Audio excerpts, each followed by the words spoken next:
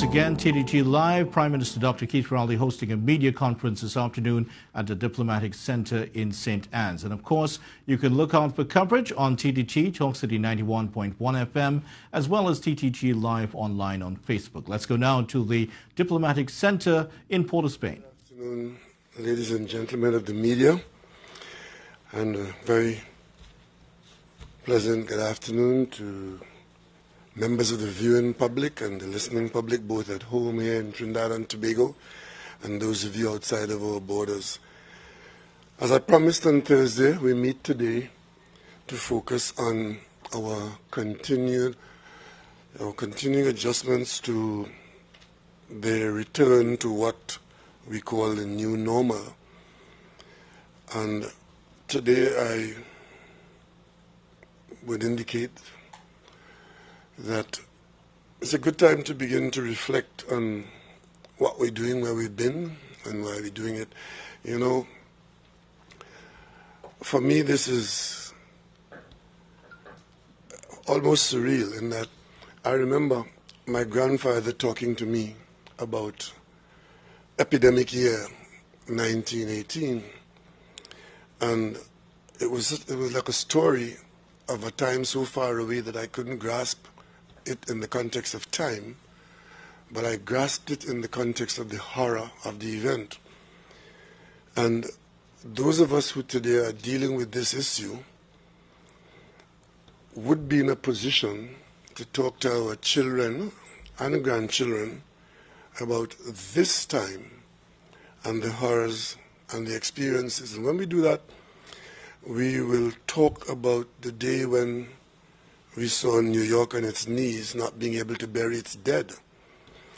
And we'll talk about an Italian city that was a ghost town a few weeks after migrants came in from China.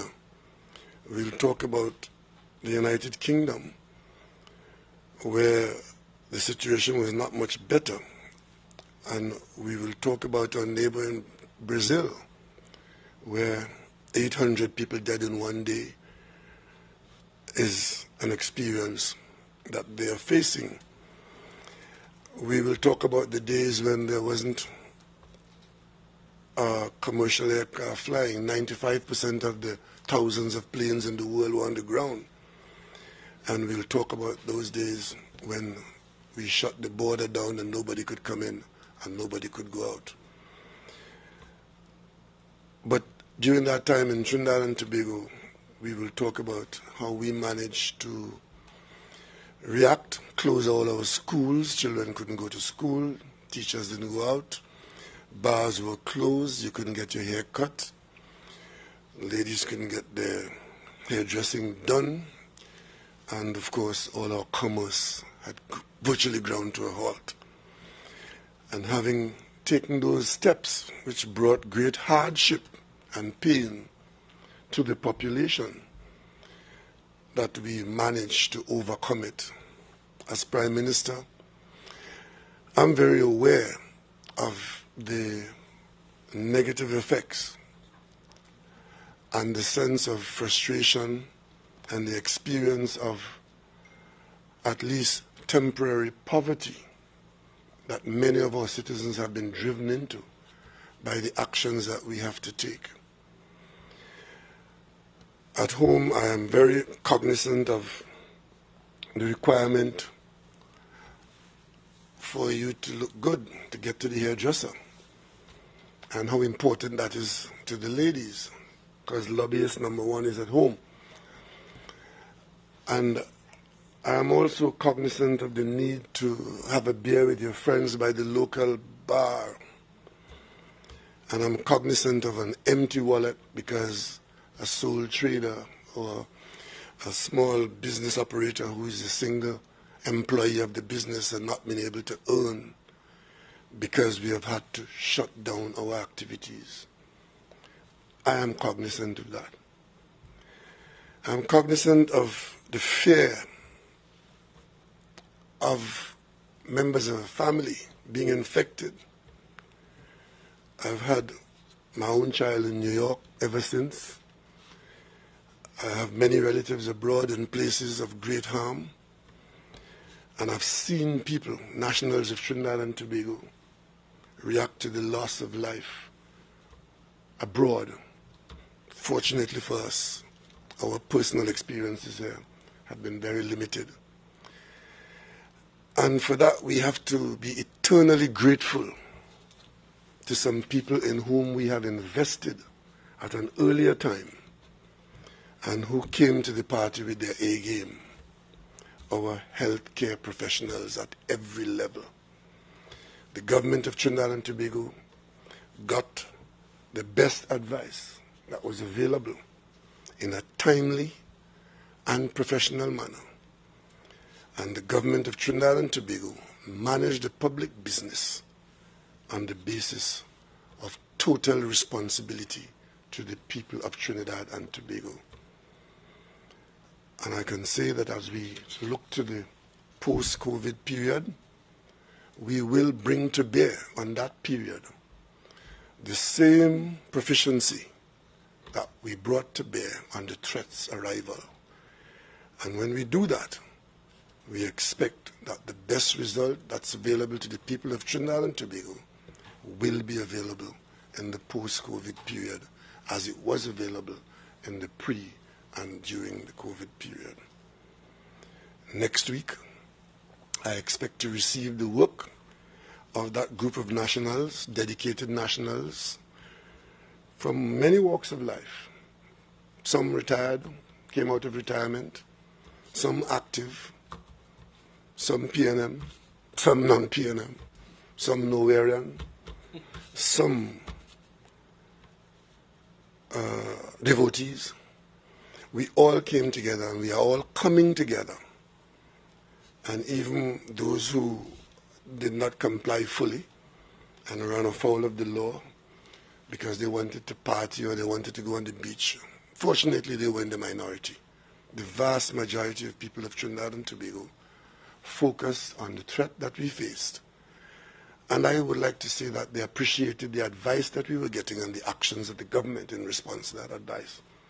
And today, if our country is recognized as number one in managing this affair, it is not the climate, it is not the weather, it is the advance of our professional staff, the advice of that professional body of staff, and the actions taken by the government and people of Trinidad and Tobago in response to a virus which was unknown to the human race until late 2019.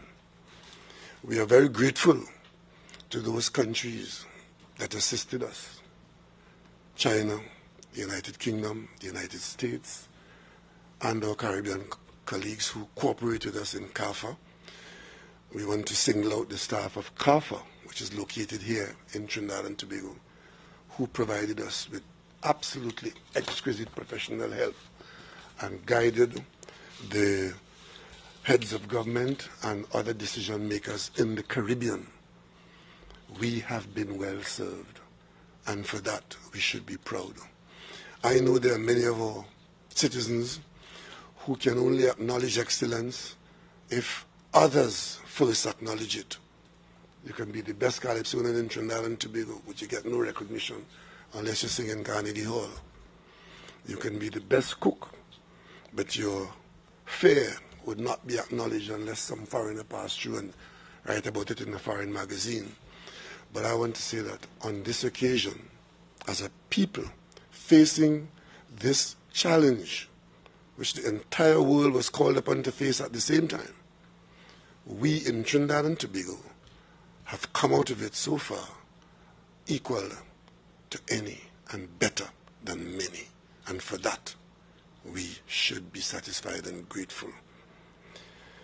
Today, I want to, as I've done before, advance the program that we laid out. You may recall that we had laid out a 7-phase draft program which we will be guided by. We had a phase 1, phase 2, phase 3, and it goes all the way where phase 7 was the opening of the borders. We have got through phase 1, we've got through phase 2, and today we are going to look at phase 3 and some elements of what we had as phase 4. because we are able, based on the data that we've had, to make some adjustments. But before I go any further, I would like to ask our health team, led by the Minister and our dedicated CMO, to give us the daily reports.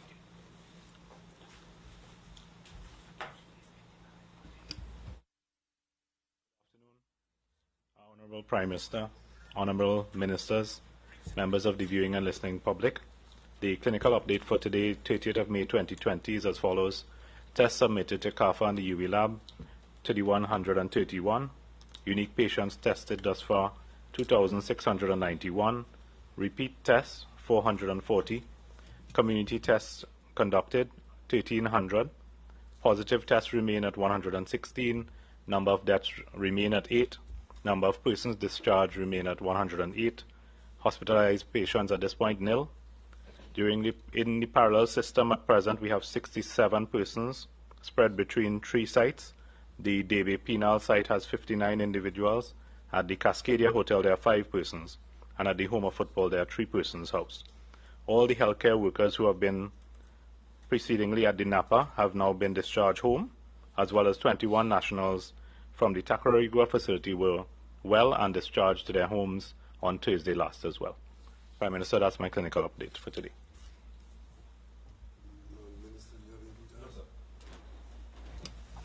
Thank you very much, CMO Parasuram.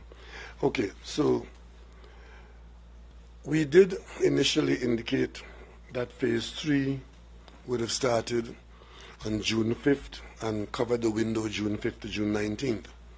Today I'm pleased to announce that we are able, based on the data collection and the results that we've got, that we are able to move phase 3 forward to June 1st, which is Monday.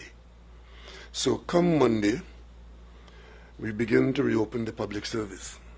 You may recall that we did have, at the very beginning, a system of essential services and non-essential. Those services that were deemed essential in the public service would have been functioning, but the non-essential services would have been in and are in house. So today, come Monday, 1st of June, the public service would be reopened. So it means that those who were deemed non-essential would now be required to come out to work. But they will do so not fully. They'll do so in a system where all the managers of the public service will be required to be out at work. So all persons who are in a position of management, and the head of the public service would be a little more precise with that by way of a circular memorandum on Monday. They will come out to work, and subordinate workers will come out on a rotational basis, come out every other day. So who comes out on a Monday will not come out on a Tuesday, and who didn't come out on a Monday will come out on the Tuesday, and we'll rotate until further notice. And we expect to do this into phase 4. So if you come out on Monday, you'll be required not to come out on Tuesday. If you don't come out on Monday, you'll be expected out on Tuesday. So we leave that up to you. So if you come out on Monday to meet your managers, your bosses, then you won't be expected to come out on Tuesday and on Thursday. But if you don't show up on Monday as a public servant, then you have to come out on Tuesday and Thursday, and then, of course, the following Monday and so on. So rotational time. And, of course, as far as the public service is able to, during this period, we will encourage the use of virtual meetings at the management level and so on. If there are persons who have issues like childcare arrangements and so on, and they offer to do virtual work, I would encourage the public service to facilitate that. And of course, we would also encourage some flexi-time arrangements in the public offices so as to minimize the crowding of people on the roads and in the offices. Those options are available, and we would leave that entirely up to the managers of the various departments and the various offices. We also, on Monday, would open up completely all retail establishments. Now, this is a major sector because it covers all aspects of small trade, small business. You may recall when we did open up a while ago, we opened auto garages and tire shops, and we did not open motor car sales, and we opened up retail business.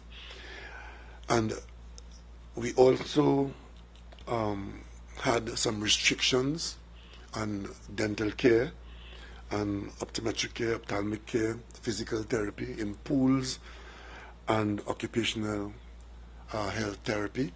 All of that is now opened up from Monday, and if you want any further details in that, Doc can give us that a little while later on when the question time. Professional services, engineers, architects, surveyors, all these people are now available to come out on Monday. We would like to re-emphasize at this time, because we enter phase 2, we continue 50% capacity in public transportation, maxi taxis and registered taxis. They will remain on the 50%. We open up malls, and all of these businesses would conclude their daily activity at 6 p.m. So we had that 6 p.m. restriction before on those that we had opened up. So these that we're opening up now, you open up until 6 p.m., which will give your employees time to get home within the window that we have been working with. So that is a whole body of people, a significant number of people who will be out to work on Monday going forward. And as we do that, we also, from Monday, the operations of the National Lotteries Control Board would be restarted.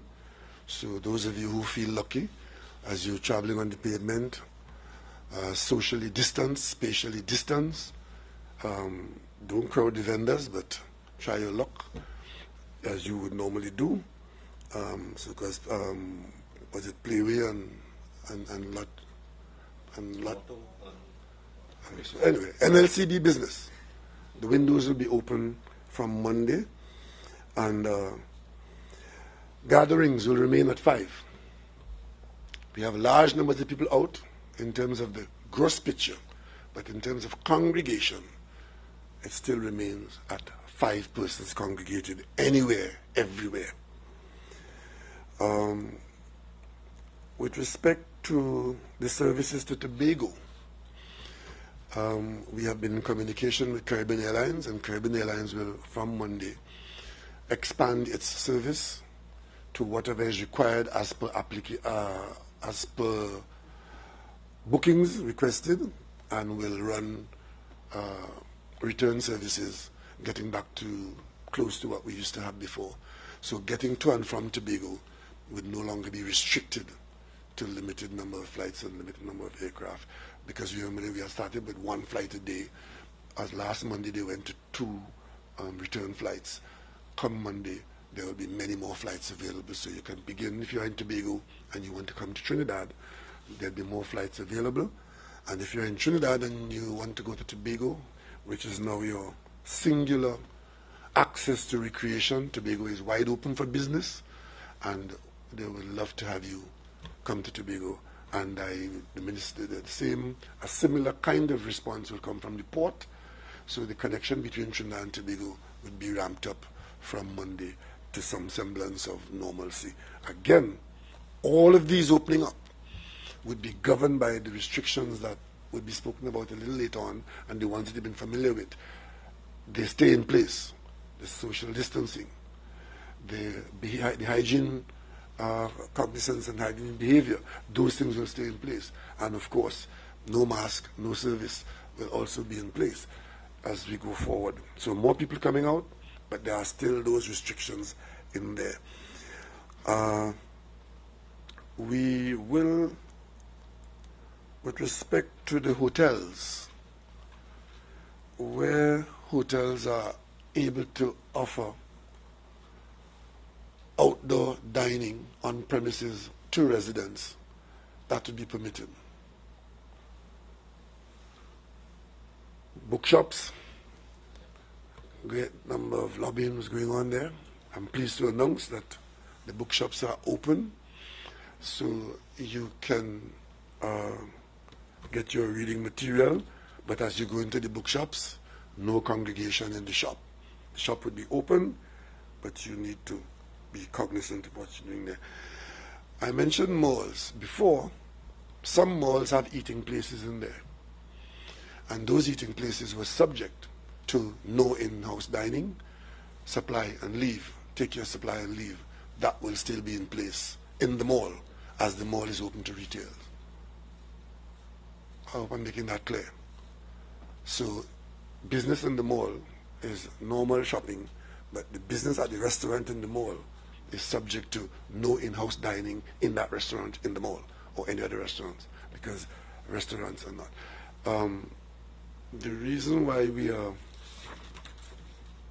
permitting the outdoor dining at hotels is because we are wanting to encourage the hotels that some have been open and running at great cost, providing a service to in-house people. And there's a great difficulty in feeding such persons because their restaurants, the inner restaurants are closed. So if they are able to do spatial services on the premises only for the guests inside, well then that should be permitted.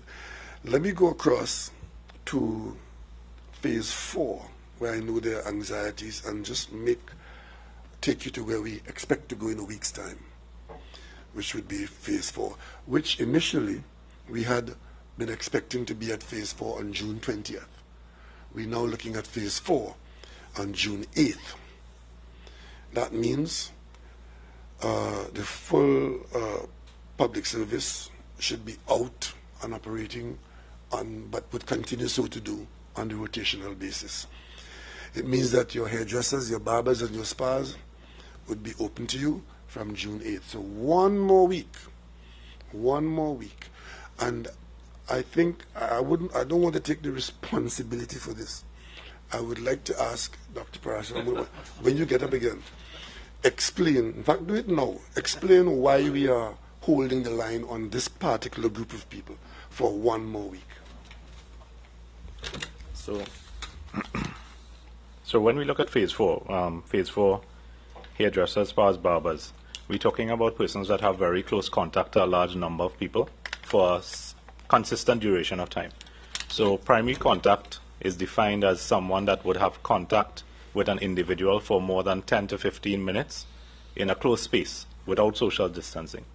In these settings, as you can tell, it obviously meets that definition in terms of very close contact. Most procedures will take more than 10 minutes, and you have face-to-face contact in those instances. A lot of times when you're doing work on someone's face or hair, the person that is being worked on can't wear any mask, so you have that vulnerability as well. There's actual physical touching that occurs in a lot of these scenarios, as well as with spas in particular, there's enclosed settings which could be a highly contagious setting. So that's the rationale for leaving it into phase 4, Prime Minister, for that particular category. Yes. But that's until June 8th. Until June 8th, yes. While you have the floor, could you speak to domestic workers, sure, housekeepers, maids and gardeners, particularly domestic workers, who will come out on the sure, 8th as well? So they are on the 8th of June as well in phase 4. Again, we have held our, with the stay-at-home order, we would not have allowed persons to come into our homes for quite a long period of time. Domestic workers would be the first category we are allowing to come into our home. So we were putting things in place when we leave our home to go where we have to go quickly and return home. Now we are asking for a category of worker that will be coming into our homes. In terms of particular types of work, we have intimate objects, toothbrushes, etc., that work is being done on, kitchens, bathrooms, our clothes that we would have washed. So there's physical contact with all those items, which we contact right after. So if someone is ill, if you can look at that scenario where someone is ill, and a lot of times people may go from one home to another home in a particular day. We had discussed the premise of super spreaders prior. So it is innately by the job that is being done and by the movement from one place to the next. Intimate relations with our utensils and our surfaces in our homes puts us at a greater risk. So we'd like that to be held for onto phase 4, so that we can have a look at the numbers and see what they look like before we make that jump. Okay. Let me at this time, thank you, Doctor. Yeah. Let me at this time make a comment on two categories of people who we are very concerned about, because we had brought about by our actions significant job losses for people who was earning at the lower end of the earning scale, but for whom these jobs are very important in the community, for these families, mainly women. Casinos and cinemas. I've asked the CMO and his team and our medical team to reach out to the operators of the associations, the groups of these people, and to receive from them in very short order their proposal for workplace safety and bars as well, to be able in the next cycle that we would be able to consider the reopening of these establishments. But we want to ensure, because of the nature of their business, for example, it may be that you can open a casino without using roulette tables, but you can use the one-arm bandits because they can be exposed to some spatial control. Not that I'm familiar with those things, but we want to bring them back into operation, but we want to have some idea as to what protocols would be in place. So come next week, we'll do that, and based on the outcome of that exercise, we would be able to, at the earliest. My other area of concern is that some people are saying that we have been too far away from our places of worship, and some people are actually accusing others of being disconnected from God. I don't think that is so. I think all of us have been doing our personal connections, but our churches need to be reopened, and because of the history of the role that that kind of gathering had played in the earlier pandemic, and because of the nature of the business of gathering to worship in gathering. Worship is good, gathering is bad. So we have to wait for a little longer, maybe one more cycle. But as I stand here now looking at the next cycle that was supposed to be phase 5, after phase 4, phase 5 was, we adjourned that up to come into effect on July 5th. As of now, we can take a decision to bring that up to June 22nd. So that's a full, almost 2 weeks earlier than we had planned. And of course, if the record remains as clean as it is up to that, the week before that, we might even come forward a little earlier. And that would bring us to be able to open up basically outside of the school system. That will bring us to open up the rest of the economy. That is pretty much, the school system is a little different, and that is the last block of activity that we're going to bring into operation, aiming for September. But so by the 3rd week of June, we should get back to loud praises in our cathedrals and elsewhere. Hopefully. I hope it would be loud. If the record is good. Again, all of this is predicated on the assumption that our numbers remain good. We trust and we pray that in this period that we are opening up the doors wider and wider, that we are not subject to that infection level, which is called a spike, attack back by the virus. If we keep going in this direction, we will be able to, and that same horizon we're looking at the opening up of our beaches and rivers and sporting activities by June 21st, providing everything is all right. So you can begin to plan to be spatially dispersed on our beaches, because you will, even as we open at that time, you will be required to not congregate, because it is the congregation that poses the threat, because it provides the bridge from one person to another. Once we carry that with us, and we all behave as though we're carrying the virus, and we don't want to offer it to somebody else, you put on your mask, when you go out and you do all the basic things you've been talking about for the last 3 months. I also have asked the team led by the Minister of National Security, Minister of Health, CMO team, to look at the commercial repatriation of some more of our people who are outside. We have a stream of people on the outside who want to come in. We started very slowly. Well, initially we started with a no entry, and then we started very slowly. We want to move a little more aggressively to bring categories of people in. But I want you to understand that we still have to control that flow. The biggest threat to us now as a nation in responding to the virus is getting infected by an inflow of people from the outside into this population.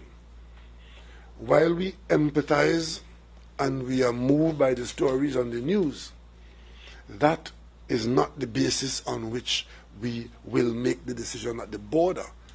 We make the decision at the border based on how many people we think we can safely bring in, and be sufficiently managing the risk that if there is infection by persons coming in or by community spread here, that we do have the health infrastructure to cope with the numbers that could flare up. For example, we're bringing in our children from Jamaica and Barbados. Just how many? 270. 375. 275. Approximately 300. By the time they finish telling you who's coming, it might be 300. One of the things that we have done in Trinidad and Tobago, which is you got to take note of, that mandatory quarantine that the state is funding is not commonplace. We bring you in, we put you in quarantine, and we fund it. But we also have to look at the number of rooms that are available in the system. We are going to move to a situation now where we try to bring people in, keep our eyes on the number of rooms available, and for those people who can fund themselves to get in quickly, we will cooperate a bit more with them, get them in, but against the background of how that has an impact on the rooms that are available. Because the rooms, there are different categories of rooms, and if you want to ask your questions at question time, Dr. Parasam can go through, or Dr. can tell you what the different categories of rooms are for, and I think now is a good time, Doc, to go over that again, because I see people saying, we have all these empty rooms, and why we can't bring everybody home. The rooms, one person in the system has a demand on a number of different categories of rooms, because you move them from one place to another, from an uninfected patient to that confirmed patient goes in another category, and that patient is recovering, goes to a post-confirmation period. So you would have seen the steps that we have taken. So the total number of rooms, the segregation allows you to use some rooms for some things, and it is the management of that determines the flow of people that we bring in. And as we bring them in, we are keeping an eye on what is happening in the country with the local population. Because if there's an upsurge in confirmations in the local population, who now are required to use the rooms that we have on reserve for them, then we certainly will have to reduce the number of people coming in. And of course, where are they coming from? Where are they coming from? If they're coming from heavily infested areas, common sense should tell us that we have to be super careful in the numbers we bring in from there. And on the corollary of that is, if they are coming from St. Vincent, Grenada, Barbados, and even Guyana, where the numbers are such that they are relatively similar to ours, where there's no major apparent outbreak, we are now, this group of officers will come up, working with Caribbean Airlines, to come up with an arrangement for travel, and we'll take our first baby steps in arranging air transport for our citizens to come home, and then later on, if things keep going well, then we can begin to have CARICOM citizens from those quote-unquote clean territories who can come to us. But if they have opened their borders to the outside world, we have to think twice about opening our borders to them. But we certainly are on a trajectory to bring as many of our citizens home in as short a space of time as possible, but governed by the infrastructure available. Because when we bring those cruise ship people in, and we bring the students in, they alone would now put us in a position where most of the capacity that we have would have been used up, even though it's just quarantine. But why are we quarantining them? Because there's a possibility that the infection could arise among them. Right? I think I have said as much as I want to say on that, and I simply would ask the population to continue to be patient. We've said up front, it is not politics, it is patience. It is not voodoo, it is science. That approach has worked well for us. If your category has not been called today, I know there's some element of disappointment there, but remember why we're doing this. We're doing this to save lives and to be alive, to have an economy. So let's not put the economic activity in front. They say dead men tell no tales. Dead people don't go to work and they don't own a cent. So let us focus on why we're doing this. We have done well as a people. Let us not score half a point when there's a whole point to be scored. I'll open the floor. Is there anything you want to say at this time? Please. Thank you very much, Prime Minister. So I welcome the opportunity again to talk about the parallel healthcare system so we could understand the numbers. So for ease of calculation, we have in the parallel healthcare system about 922 beds. So let's round it off to 1,000 just for ease of calculation to show that you can't bring in 1,000 people and put them in that system. The parallel healthcare system consists of different types of accommodation. You have hospital care accommodation, where people who are positive, who are ill, need to be hospitalized in that type of setting. Whether it's a primary healthcare facility, if you are mildly symptomatic, a normal adult, to the HDU, ICU type setting for the elderly who are very, very ill. So, at Couva, we have about roughly 200 beds. 200 beds. At Augustus Long, we will have about 50 to 60 beds. And at Cora, we have 100 beds. So that's 100, 175, 50, 225, 250, roughly for that type of hospital care setting. That is not to bring in people to be quarantined. I hope I'm making myself clear, right? Those are not quarantine facilities. What type of quarantine facilities do we have? Bearing in mind that quarantine facilities have to be used for both people we bring in and also step-down facilities for people who we want to decant from Couva, from Cora, to serve out the rest of their period of convalescence. So at Tagarigua, we have 48. At Sangre Grande, we have 36. Debe, we have 96. Home of Football, 86. Napa, we have 60, but which is put aside for healthcare workers. We are not using that to bring in people. Balandra, we have 70, and Tobago, we have 75. So roughly 1,000 in the parallel healthcare system, but it is spread across providing care for ill patients with COVID, providing convalescent facilities for people who we could take out of hospital, and for people like who came in from Barbados, we put them in Tacarigua. So it's not 1,000 beds available solely to bring in 1,000 people from outside. On top of that, I would have said several times, in the hospital care system, when you start to approach 80–85% capacity, you will start to be considered at full capacity. So let's say Cora, you have 100 beds. When you start to approach 85% at Cora, you are starting to approach full capacity. And I said publicly, for infectious diseases like COVID, we are dropping that down to about 75%. So even though in Cora you have 100 beds, we may only occupy about 75 beds because you want to have proper spacing.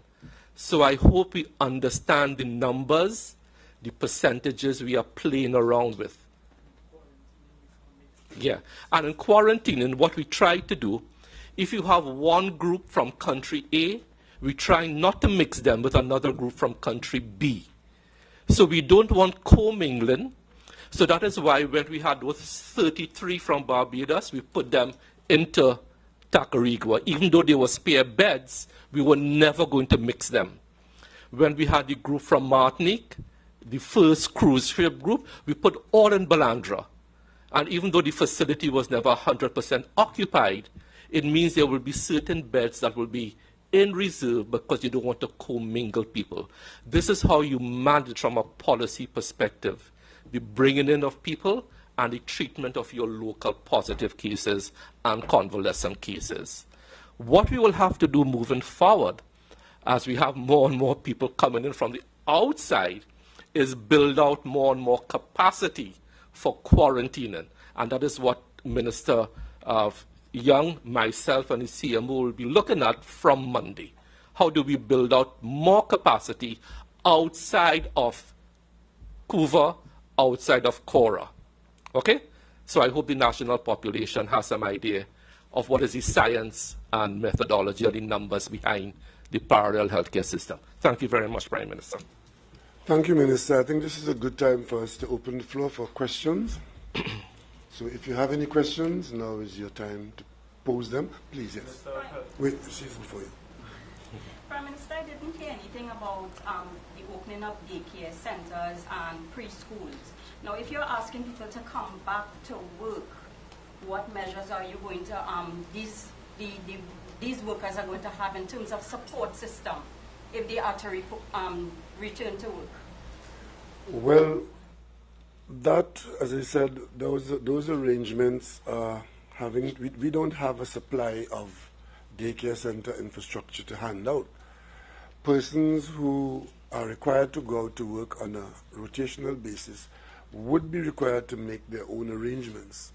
And in where there are difficulties, we've left quite a wide opening for the managers, the bosses, to work out arrangements with them with respect to how they handle. And at the home side, that still would have to remain a personal decision as to how you have your children looked after, because we are very close to the vacation time.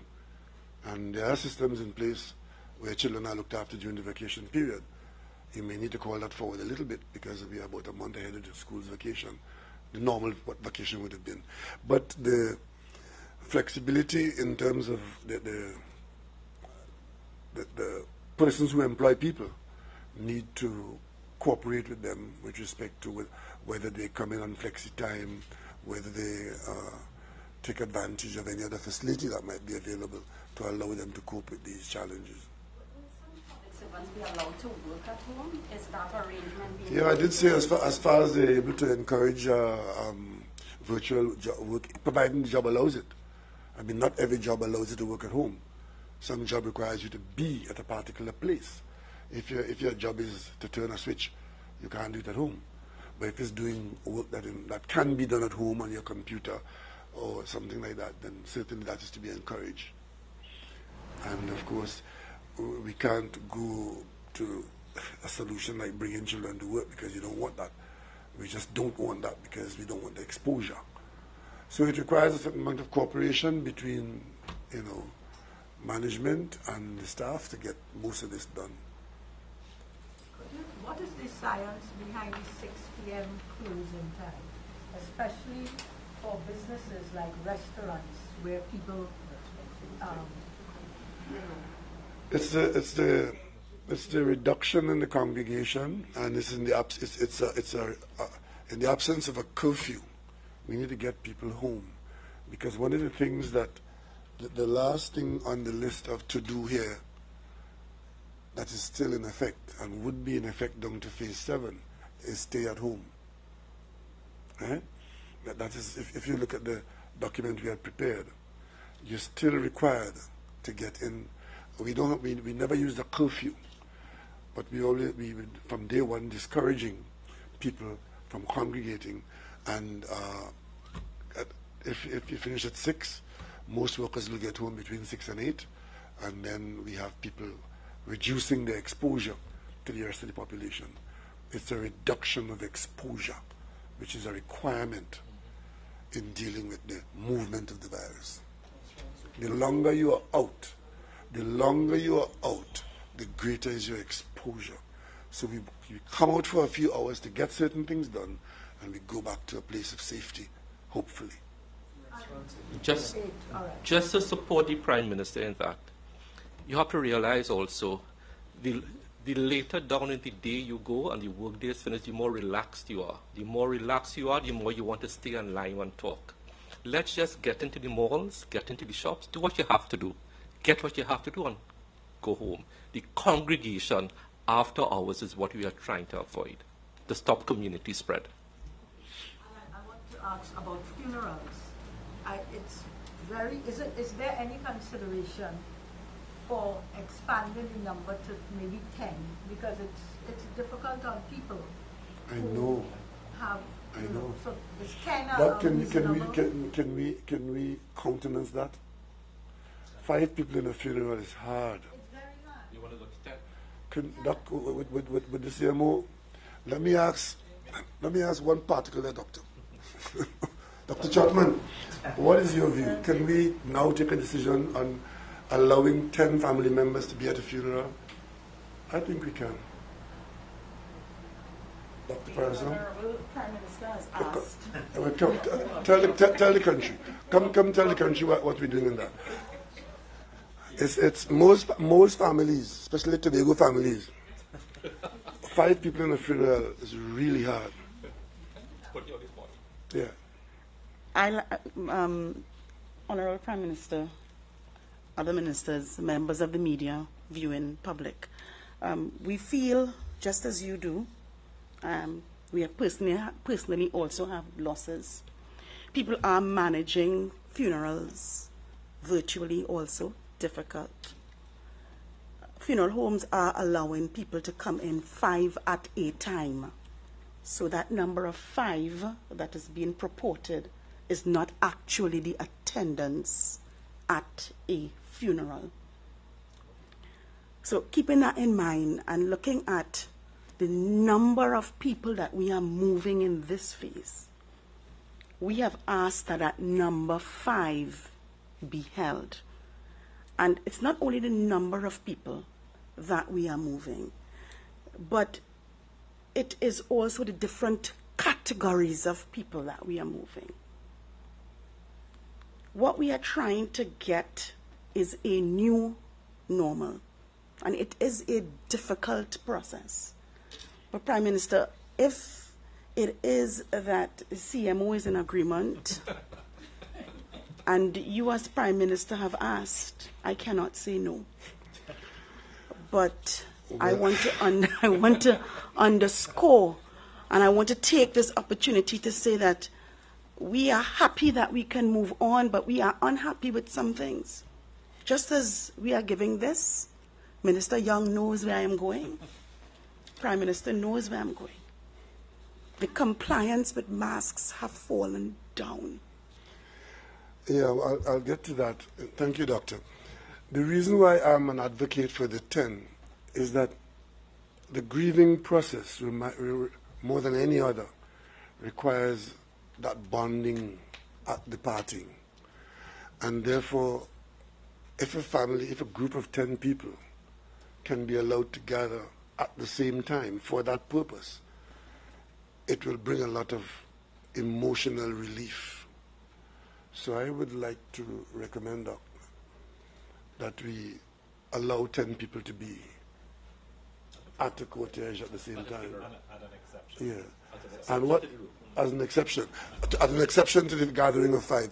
And what Doc says there, what Dr. Trotman said is important, that you can have 20 people at the funeral, but the way managing it at the funeral is that they come in groups of 10.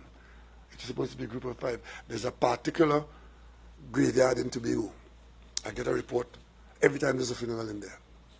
Because people go in there, they start out at 5 outside, and by the time they get to the graveside, you have 50 people. Congregation at the graveside. And it is difficult to police every single location, every single event.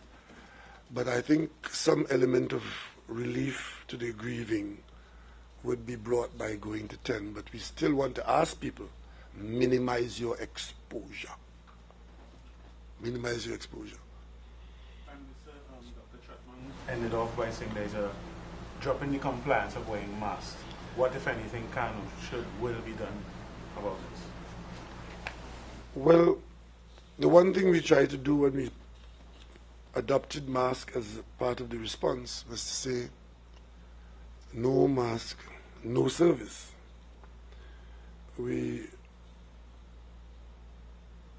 will be able to say to those persons coming out to work in the public spaces, public servants coming out to work, that they would be required in public spaces where the public is using the space to ensure that they are covered. And we will continue to appeal to, we do not see a solution of legislating this. It is just that we have to keep working on people to stop being cavalier. And if it is that we're saying that we cannot be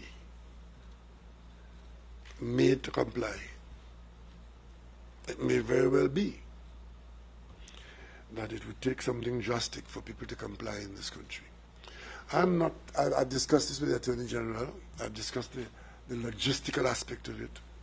There's no point in making a law that you can't enforce. I think because you are required to behave at the personal level, we have to keep talking to each individual on every occasion that you are required to protect other people as they protect you. Because the mask really does not prevent you from getting infected. It prevents you from passing it to other people. It prevents other people from polluting your space. That's what it is.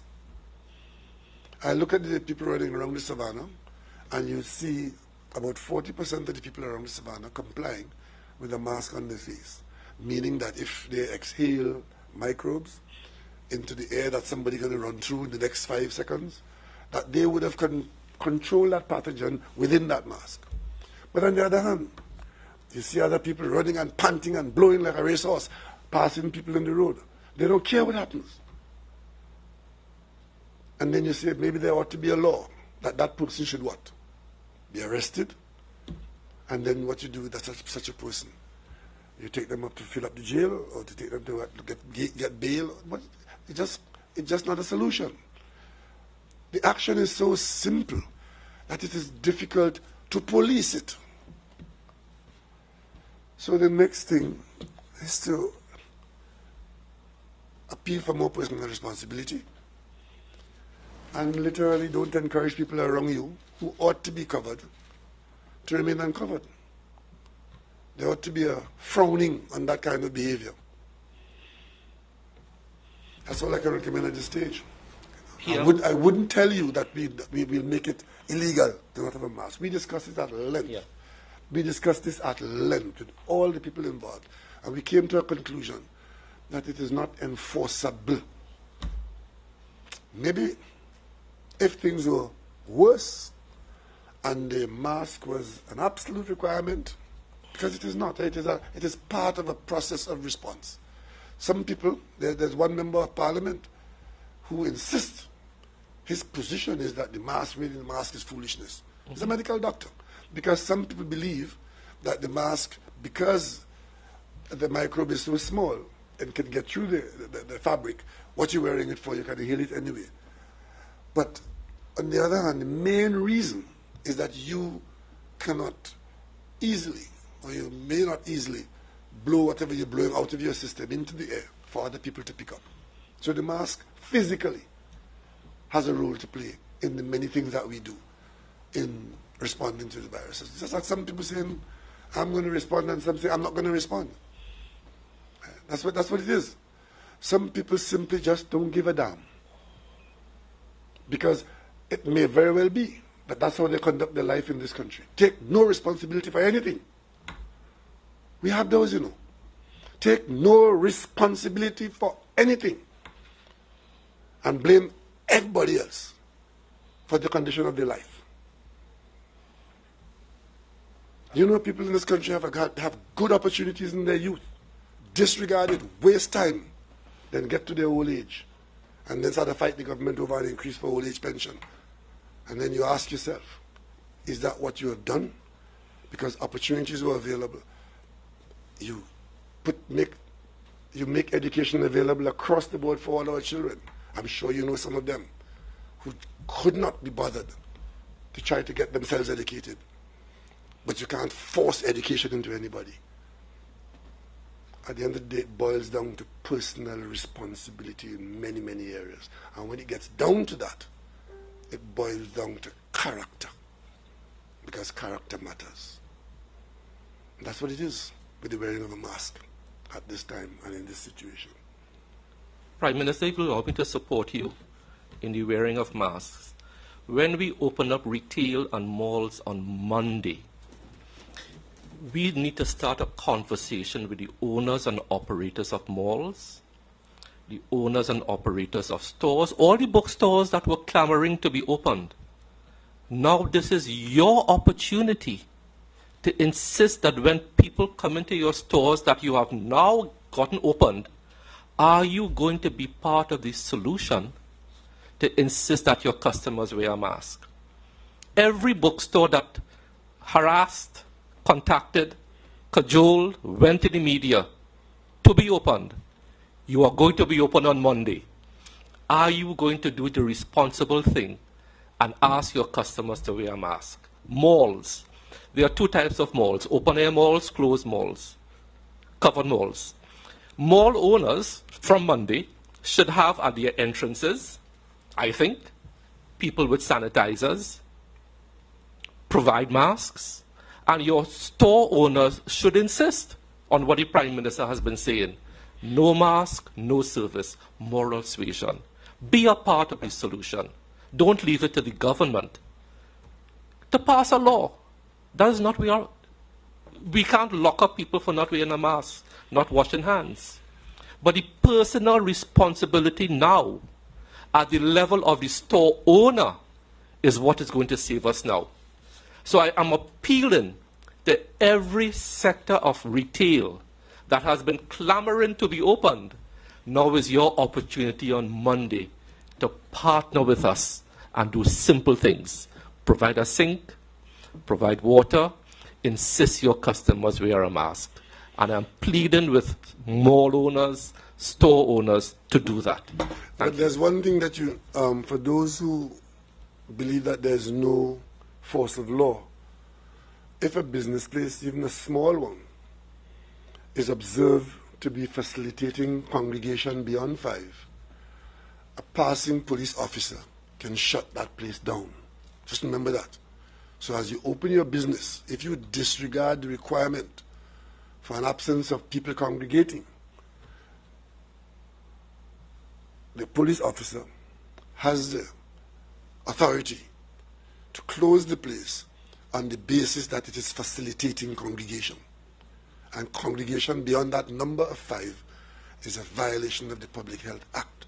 So if you have customers, a simple civil conversation to spread out wait outside for a moment until somebody come out, then if you do that, then you are complying with the law. If they all rush to the counter at the same time, a passing police officer can intervene to enforce the Public Health Act. And we do have, I presume, I hope I know we have many more public health inspectors out there. So let's not have them having to come and tell you to close your door because you couldn't be bothered to observe that simple requirement to not have people congregating, especially in a small space. If you have a larger space, then you can have more people in there, and they spread out in there. Supermarket, you're in the aisle, stay away from people, let them have their way on the shelf, you come close after, and if you have to gossip, gossip loudly so we all can hear what you're saying. I just want to clarify what you just said there about the police able to enforce this law. These malls and they are not public spaces per se, they are private entities operating or offering services to the public. Once the public has access to the malls, it becomes a public space for the purpose of that law. I want to go to the Minister of Health. Two things I want you to update us on: the $5 million masks. What's the latest with that? And the public health officers that were supposed to be trained. What's the latest with that? So the masks are being done under the auspices of NIBDEC, so the Minister of Finance will have to give you the update. What I could tell you, I was at the offices of FEEL yesterday. FEEL is the agency that the Ministry of Health partnered with to give out free masks. Yesterday I was told they have given out to date 100,000 masks around the country. So there's 100,000 people being served with masks from FEEL alone. That is outside of the normal, one mask per person. So 100,000 people, and these are reusable masks. These are masks that you could wash and reuse. These are not disposable masks. The other, and I thank you for the question. So the permanent secretary, we have come up with a job description for those extra 50 people, the third-year UWI students. UWI has signed off on it, and the list of these students was supposed to come to the PS on Friday. I don't know if it has come, but it is on track to get done. Thank you. Payment enumeration for them? That is being worked out administratively. I don't have that detail here.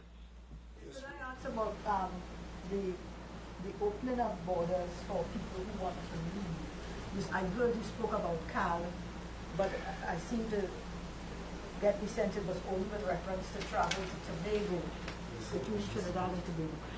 And also, Minister, you had spoken about consolidating quarantining on a ship. I don't know what is meaning. Okay, thank you. First of all, as we've indicated, and we are receiving applications for exemptions for persons to leave Trinidad and Tobago, and that has been facilitated. Right now, the main flights that are doing it are repatriation flights by various governments. So the Canadians, the US, the UK persons. As you are aware, right now we have not agreed to the reopening of commercial flights, because of course that brings a whole new difficulty, and that's what the Prime Minister is indicating. We are looking at it, the team of the Minister of Health, the CMO and myself, and that will come in time. But right now there is no reopening of commercial flights to leave Trinidad and Tobago, right? With respect to the cruise ships, and I'm glad for that opportunity, we are in communication with the remaining cruise ship companies. As at this stage, I cannot even give 100% accurate number, because with every communication we're getting different numbers. One of the things concerning us, and yesterday, and it was confirmed this morning, we got confirmation from one of the cruise ship companies that they're willing to use one of their vessels to assist us with the quarantine process. But we have a concern.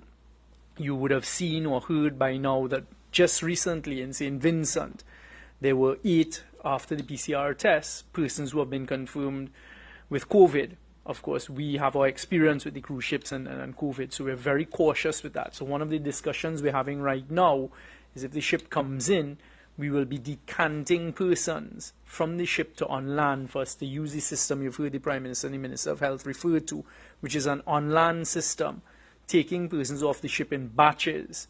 That requires a lot of management. So I'd like to add to what the Prime Minister said. It is not only the 273 students, but we're looking at between 360 to over 400 workers on cruise ships. So immediately we're getting up into the 600 range that we would want to bring on land, even if we're using a cruise ship initially. And then each person has to be tested, etc. So it is a logistical exercise. The being on the cruise ships is not going to solve the problem of the quarantine, because we will have to decant them in batches. And then, of course, the science is that a person may not present on the 14th day, and then if one person presents on the 13th day, then you still have to ring fence the other persons who were in that batch, etc., as we learned from those who were up at Balandra. So it's a continuous rolling. We have the logistics of then working out how many we can facilitate and take into Trinidad. And that's why earlier I said we have to try to build out now more online, on-land facilities, not hospital-based, but quarantine-based. So that is what we will be engaged with over the next couple of days. And I just want to clarify, horse racing and betting shops, that's with casinos, or is that with NLCB? No, that NLCB is in law. There's a National Lotteries Control Board, so that doesn't fall in there, Prime Minister. So what's the next phase? I don't see that we've cleared horse racing. No, not today. Need to point the mic, Prime Minister. The mic. Yeah, we have not given clearance for horse racing to commence, but I know that there is the Minister of Trade looking at the possibility of giving notice. Now that we are getting to this point in this cycle with respect to the health condition, because we are close to being able to point to a period when horse racing can resume, because there are two aspects to that. One is the congregation, and the other is the handling of animal health. Correct. There's an animal health component there as well. So hopefully in the next, when we in about the other, by the 15th of June, I know there was some event that they wanted to have Labor Day, right? Labor Day is on the 19th of June, and if that is not cleared now, I think all indications are that it will not be cleared in time for that, unfortunately. Ria, just before we go, we must learn from other countries that had to slingshot back into the past. South Korea took a decision to open schools, but because of reinfection, what happened? They had to close schools. We are trying to avoid that by taking very careful, strategic steps, so when we open something, we don't get a massive infections and then we have to slingshot back in the past and lock down again. There are so many lessons to be learned from abroad that we are learning. We are paying attention to it. And that is why so far we have not had to go back and reimpose measures, because we have been careful, we have been strategic, and we have resisted a lot of pressure. But we are doing this in the interest of the health of the country, balancing between economic activity, health, job creation, and all that. And so far, we have done well. Minister Young, have you received any communication from the Cricket West Indies regarding CPL being hosted in Trinidad and Tobago, and I think it's 4 Trinidad and Tobago players going to Antigua? What I can say without fear of contradiction is at minutes to 1 this morning, the Prime Minister emailed to me a missive from Cricket West Indies, and I have immediately put in place that I reached out to the CEO of Cricket West Indies this morning, asking for them to provide us with the details for the Trinidad and Tobago players. They want to go on that tour to England, and it will be facilitated. So we're in that process. That has begun. We've reached out to Cricket West Indies. The CPL part, I'll leave to the Prime Minister. We don't have a proper handle yet, but we are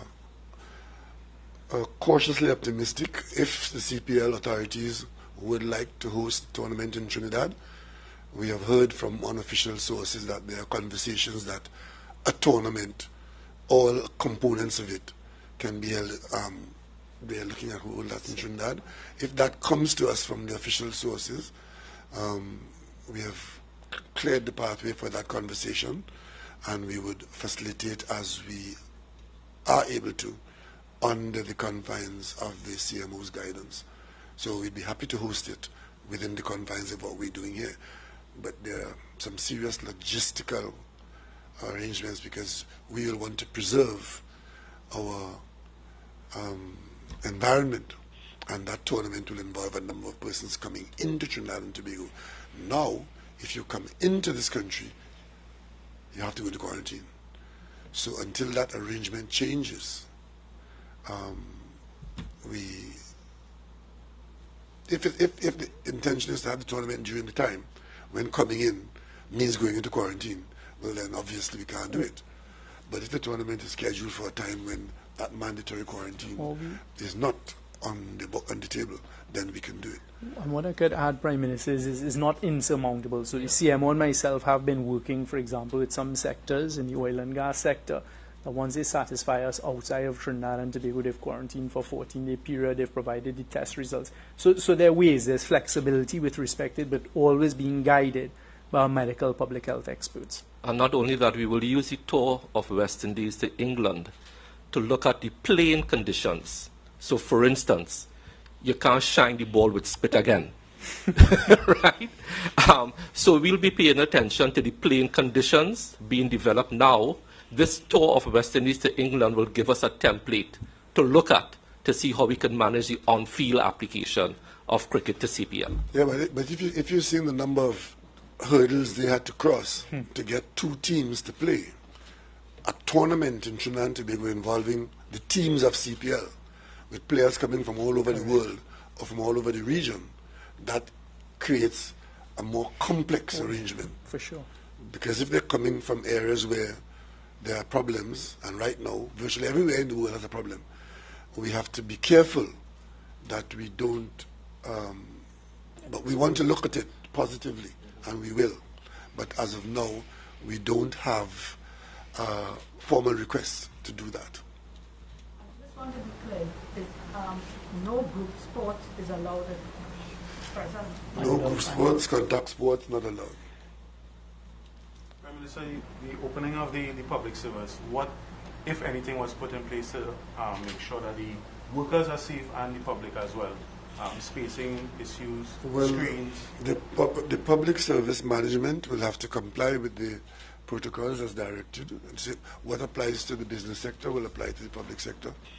So, whatever. These things have already been done. If I may add, there was a presentation done to the PSs a few weeks back. They would have gotten copies of all our guidelines as it relates to offices. And through the PSs forum, we are continuously having conversations to determine basically how they're going to operate in the new normal. So that conversation is a fluid one. It goes on between the Ministry of Health as well as the other PSs. From time to time, we're looking at screening of workers at the entry point, spatial arrangements of different office spaces. Flexi time, of course, as Prime Minister would have indicated, plays a part together with alternating days as well as the meetings via electronic media will play a great part in ensuring that there's no great congregation and there's no possibility or little possibility of spread. So we are fully ready for opening on... I mean, I don't think any organization can be fully ready, but we're trying to mitigate the risk as best as we can. Critically, of course, one of the critical components is that if someone is ill, that they are not allowed into the space. And that's the main premise of it. And we're starting to do the entry screening as well, taking a history, checking for fevers upon coming to work, which is a big part of the whole process. Samuel, as I have you there, two quick questions to you. There was a drive-in cinema that was supposed to open sometime this weekend that was shut down. Will you allow for that type of gathering? A drive-in cinema in Trinidad? Yeah, well, there's a car park that was supposed to show a movie, and they were advertising on Facebook. I believe it was, something like that. I believe it poses a slightly lower risk than a regular cinema. However, I think we leave it to that phase before we make that decision, take that decision. So that would be breaching regulation, gathering of 5 in a public space.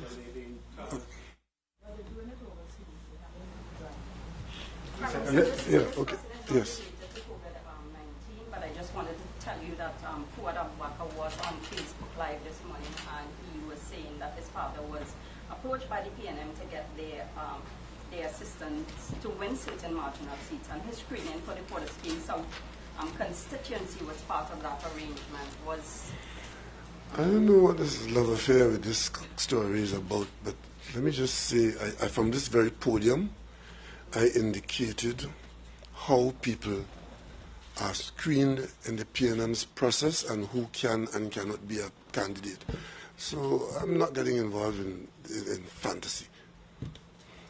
Just a follow-up question, Prime Minister. We were told that Mr. Mervyn Dillon's candidacy was rescinded. Can you shed any light on that? I am not discussing PNM screening here today. This is not the place and time for that. That process is still underway, and I say no more at this time. I have a question for you, Prime Minister. As you That sounds like a special question. No, that is not a special question. Pandemic leave. I know you would have. I know it was a special question. You touched on it a couple of weeks ago, and now you're speaking of alternating days and staying home and whatnot. A lot of people are fearful that they have used up all their leave, and now they have nothing left. What of pandemic leave? This pandemic leave concept never really kept pace with the other changes that we've made, and we've done a whole lot of things that did not make this overall pandemic leave a requirement. As a matter of fact, the concept was open to total abuse. What we have done, put in place arrangements which give tremendous flexibility and leeway for persons to stay at home or come to the workplace. That is not a title that contributes right now to what we're doing. The concern raised was that there are some people who had to stay home because of their children, young children, no support system, and they use vacation, sick leave, and all their leave. And they were hoping that pandemic leave would reimburse them with some sort of leave later on in the year.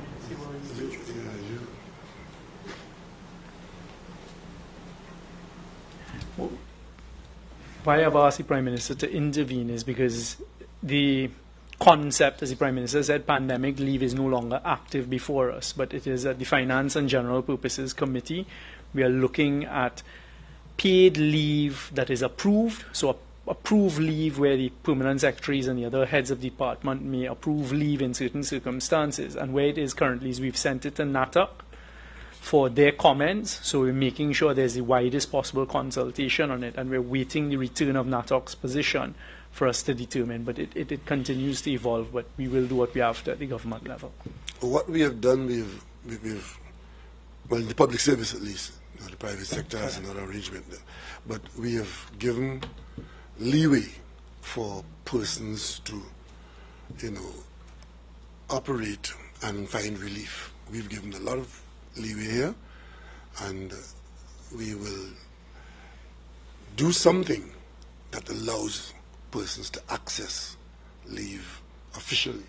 Correct. What had bothered me in particular and the rest of the cabinet was the potential for abuse that any blanket pandemic leave operation would have brought about. This is a good time for me to wrap this up by extending greetings to all. Today is Indian Arrival Day, and we need to reflect on where we are, who we are, where we've come from, and most importantly, where we are going. So, happy Arrival Day to all of us, and let us cherish these memories of our survival and our successes. You said you had one more question as the last question. Depending on the answer, I may have a follow-up. You said that the reason for not opening up the barber shop and nail salon because of the close contact, but dentists and ophthalmologists, and they also have the same. That's a medical. It's part of the essential service to start with in the initial run, and that's the distinction between the two. The levels of infection prevention control training and the type of work that they do, they always have to have personal protection and IPC measures in place. So that's the difference between the two, to the most part. Thank you very much. Enjoy your holiday. That was a live press conference hosted by Dr.